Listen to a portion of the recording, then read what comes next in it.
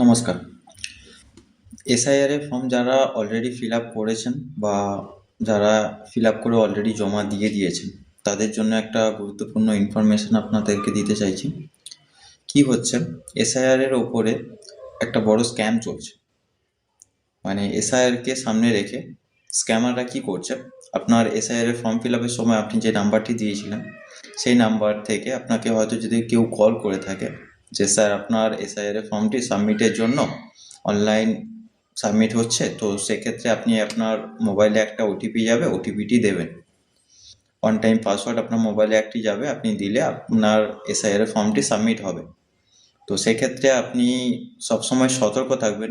যদি সেরকম ঘটনা ঘটার আগে আপনার কাছে এই ভিডিওটি পৌঁছে যায়, তো আপনি অবশ্যই সতর্ক থাকবেন এবং বলবেন যে আমি এরকম কোনো ওটিপি যদি কিছু দিয়ে থাকতে হয় বা যা কিছু, সেটা আপনি আপনার বিএলওর সঙ্গে কথা বলে নেবেন।